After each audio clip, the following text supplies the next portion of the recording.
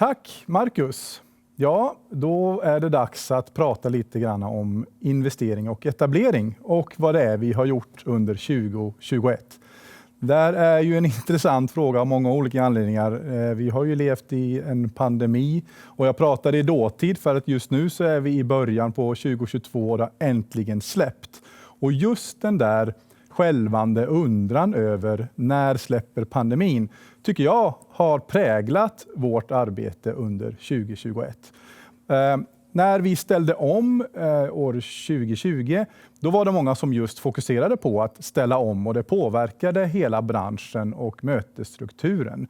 Även vi i Bro som ni vet ställde om, blev mer digitala, vande oss vid de digitala mötena, vande oss vid att bygga relationer över Teams, men också att acceptera att ett e-mail funkar som en ersättning för ett möte, mer eller mindre.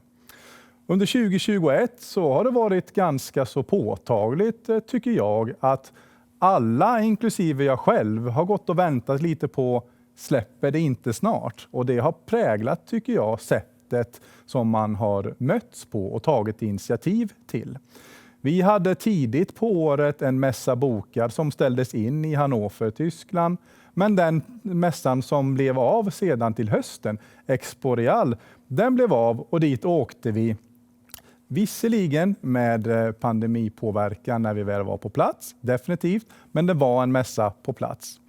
Vi gjorde den tillsammans med Göteborg och Stockholm och vi har minst förmodligen flera besök under början av 2022 som ett resultat från den mässan. Så som ni förstår, någonstans den här darrande förväntan på när är vi igång igen.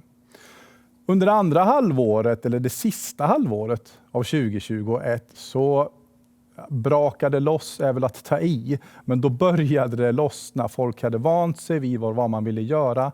Det blev allt mer skarpare möten och de här lite större projekten som rullar ut nationellt återkom. El, elektrifiering, laddstolpar, energilagringar, de som sökte över hela landet. De kom igång under andra halvåret 2021 och där har vi fått förmånen att ta emot en hel del sådana möten och skjutsa vidare till er kommuner. Vi hade ett arbete tillsammans med Örebro flygplats och har ett fortfarande sådant arbete. Men det är värt att nämnas därför att det var en sån typiskt fall som föll in under det jag precis beskrev. Vi kom väldigt långt med lite aktörer att bygga en fraktlinje mellan Örebro och Kina.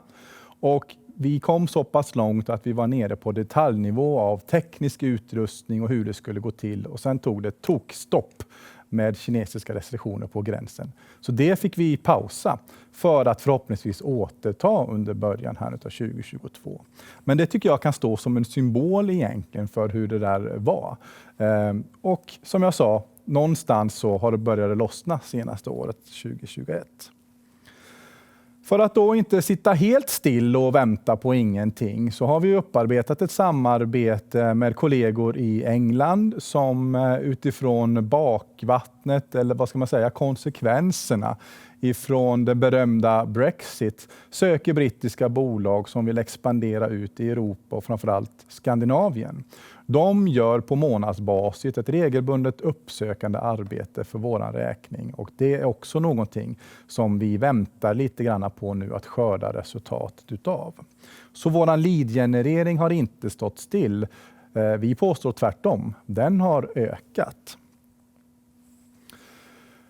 Bro har någonting som vi kallar för etableringsservice där vi tar emot aktörer och investerare och bolag för att underlätta för dem att komma in i våran region. Det gör vi ibland genom att ha introducerande möten, ibland genom att bevaka processer som vi gör i projektet Lake Resort Bergslagen och ibland gör vi det genom att gå väldigt djupt in i caset på grund utav lite olika anledningar. Ett sådant som vi har pratat mycket om och som vi ska prata mer om nu är Regenergy Frövi. Och det har jag då kallat in lite experthjälp för att klara av. Wilhelm Magnusson, näringslivschef i Lindesberg. Nu är du med oss. Willem och jag har tillsammans med många andra, även under 2021, jobbat väl och ack så hårt med Regenergy Frövi som vi någonsin har gjort. Under 2021 så har detaljplanen äntrat den politiska processen och till och med tagit sig hela vägen till lagkraftvunnen detaljplan. Ni som är insatta, ni vet vad det innebär. Det är en ganska lång process, kan vara, men i det här fallet gick det väldigt, väldigt bra. Och det är vi väldigt glada för. Det är en milstolpe. Parallellt med det så har vi arbetat mot och med ett bygglov som också lämnades in under 2021. Så det är 2 rejäla milstolpar i projektet Regenergy Frövi där både detaljplan och bygglov vid årsskiftet egentligen var i hamn. Och det betyder ju såklart också att det här projektet går in i en helt ny fas. Men Wilhelm, nog är det så att vi har kamperat en hel del tillsammans under det här året. Och vad skulle du vilja ge för reflektioner? Dels på det som vi har gjort tillsammans utifrån bro. Det här är ju en brobyggardag. Men vi har också förpratat lite om vikten av allt det enorma arbete som ni och du har gjort. Men hur skulle du vilja reflektera kring det samarbetet vi har gjort under 2021? Ja, men det kan jag göra lite lätt. Så här. Tack för att vi får komma hit också. Det uppskattas väldigt mycket. Nej, men jag tänker flera olika saker. Jag tror hela det här samarbetet är det som har möjliggjort att vi så snabbt som vi har kunnat gjort den här etableringen från egentligen ett telefonsamtal till lagakraftvunna detaljplaner och bygglov på ungefär 2 år. Och man kan väl ärligt säga att jag tror Lindesbergs kommun, om vi hade gjort det här själva kanske vi hade varit halvvägs, för det kräver rätt så mycket jobb, mer jobb än vad man tror. Saker dyker upp från sidan och då är det viktigt att man kan ha Business Region Örebro då som att man kan dela på arbetet som ett bollplank. Man har liksom olika ingångar, olika erfarenhet och olika kontaktnätverk som jag upplever har varit vägvinnande i det här, att vi har kunnat dela upp det arbetet liksom lokalt, regionalt, nationellt på något vis. Och så det är vi extremt tacksamma för, skulle jag säga. Och just det samarbetet har i det här fallet varit extremt naturligt. Du nämner någonting där som jag tycker är lite intressant. Du säger lokalt, regionalt och nationellt. Det är något sånt där som vi har lite som ett mantra också. Men kan du nämna kort om det? För att det är ju naturligtvis inte så lätt att få en inblick i vad är det vi egentligen har gjort. Och ska vi vara helt ärliga så undrar ju du och jag det också ibland. Men kan du nämna något om det där? För att det där är ett spännvidd som har gjort att vi har behövt varandra, kan man säga. Svaret får man egentligen när man går tillbaka och kollar vad man har gjort i sin egen kalender de senaste åren. Och vilka möten man har haft, vilka vi har träffat. Allt har ju skett så här mer eller mindre via Teams och mail. Så det är ju rätt så intressant. Nej, men det jag menar med det är att det finns ju i det här projektet finns ju en spännvidd från det absolut lokala, alltså marken i Frövi, Lindesbergs kommun, alltså den ytan då, till egentligen nationell politik på olika nivåer. Och allt, skulle jag säga, egentligen allt däremellan, myndighetskontakter, departementskontakter, lokal politik, länsstyrelse, som alla då är berörda på ett eller annat sätt. Och då måste man ju vandra den vägen lite grann, beta av, informera, hålla uppdaterat. Och det är en grannlaga uppgift att hålla så extremt många bollar i luften då och veta dessutom vad projektet står när det rör sig. Allt rör sig hela tiden, va? Så och det är en konst. Och det underskattar man nog ofta, tror jag. Eller det finns, tror jag, ingen generell förståelse för vad som krävs. Tror jag. Det är väl min take på det. Ja, och det ska vi väl inte sticka under stol med att vi naturligtvis lär oss också längs med vägen tillsammans. Skulle du kunna också lämna någon slags kommentar kring de utmaningar som jag har stött på?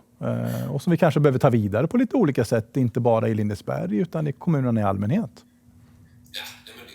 Jag tänker det är alltid en brist, man har alltid brist på information liksom, av olika slag. Och det är den informationen man fattar beslut på och kommunicerar på olika sätt. Så att liksom på olika sätt försöka säkerställa det och att säkerställa att alla förstår vad det här handlar om på ett tydligt sätt. Och det är det jag menar. Alla har olika mindset och olika uppdrag i en sån här, från ett lokalt till ett nationellt perspektiv. Då måste man förstå att man måste försöka anpassa informationen då till det mindsetet som en myndighet eller en politiker eller vad det nu må vara man ska snacka med. Så att de förstår det utifrån sin kontext. Och det är en utmaning, skulle jag säga. En slags personlighetsklyvning har varit en fördel här helt enkelt. Ja, men absolut. Men det är ju så ju, det tänker jag. Ja, skojar ju om det naturligtvis. Jo, men det är det som är intressant och det är det man lär sig. Så visst, lärdomar har vi fått på många olika sätt. Jag skulle säga att vi har fått rätt så stora lärdomar lokalt i hur vi kan arbeta och bör kanske arbeta med exploateringsarbeten. Saker vi inte kanske har haft koll på som vi behöver ha koll på och då har korrigerat för. Det här är ju ingen kanske vanlig etablering i den bemärkelsen. Den är rätt så svår. Och samtidigt som den är lätt är den svår. Den är stor och det är någonting som är nytt och allt det här. Just det. Och det är det som är både kul och lite frustrerande ibland. Att ett barn kan förklara den här etableringen egentligen. Vad det handlar om. Men det är det svårigheten. Ibland är vissa saker för enkla. För att de ska vara lätt att förklara på något vis. Om du förstår den konstiga sägningen. Ja, men jag tror jag förstår den konstiga sägningen, och om jag ska utveckla den lite grann, det Wilhelm menar tror jag är att i sak så är det ett växthus och en räkodling och så ska man fylla på med lite värme från en annan punkt, så var det färdigt med det. Men det är så stora volymer, det är många arbetstillfällen, det är stora investeringsvolymer, vilket gör att det finns liksom en verkshöjd på det som gör att alla, och det har man fog för, blir lite nervösa.